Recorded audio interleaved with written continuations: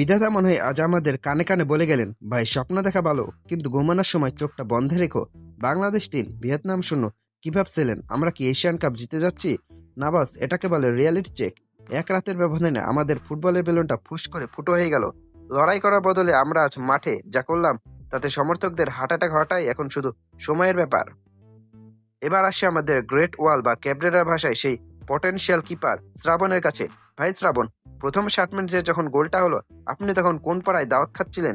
Corner থেকে বল আসার আগেই তো উনি ডিসিশন নিলেন উনি সুপারম্যান হবেন। পাঞ্চ করতে এমন এক লাভ দিলেন যে একদিকে শ্রাবণ, অন্যদিকে বল, আর মাঝখানে বাংলাদেশ ফুটবল দলের মান সম্মান।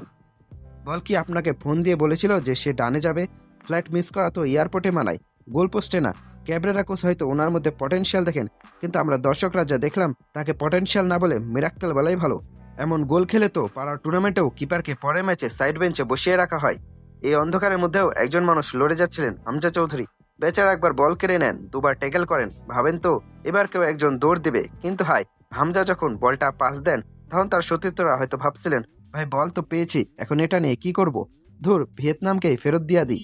হামজার চেহারার দিকে তাকিয়ে আমার মায়া লাগছিল।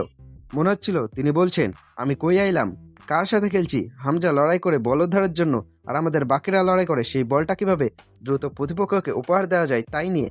হামজা হতাশ, আমরাও হতাশ। এমনকি মনে হয় ভিয়েতনামের খেলাররাও একটু অবাক যে এত সহজে গোল পাওয়া যায়। দায়ী কাকে করবেন, গোলকিপারকে নাকি কোচের সেই সিলেকশনকে? ক্যাবরেরা সাহেব প্রতি ম্যাচেই আমাদের নতুন নতুন চমক দেন। কখনো ডিফেন্সের ভুলে হারছি, তো কখনো কিপারের ভুলে। শ্রাবণকে গ্রেট ওয়াল বানাতে গিয়ে আমাদের গোল পোস্ট এখন খোলা দরজা হয়ে গেছে। একটা সেট পিস থেকে গোল খাওয়ার আগে যদি কিপার নিজের পজিশন ঠিক না করতে পারে, তবে সেটাকে শুধু খেলোয়াড়ের দোষ নাকি ডাগআউটে বসে থাকা ট্যাকটিশিয়ানের দেও?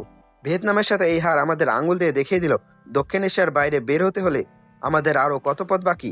সতীর্থদের ভুল পাস আর কিপারের ভুল সিদ্ধান্তে ম্যাচ হারলে দিন শেষে সমর্থকদের কপালে ওই একটাই জোটে, হতাশা। আজকে রাতের শিক্ষা কি, ফুটবলে শুধু নাম থাকলে হয় না, মাঠে মাথাটাও লাগে। আপনারা কি মনে করেন এই হারের জন্য দায়ীকে ক্যাবরেরার সিলেকশন নাকি শ্রাবণের সেই ফ্লাইং ম্যাচ?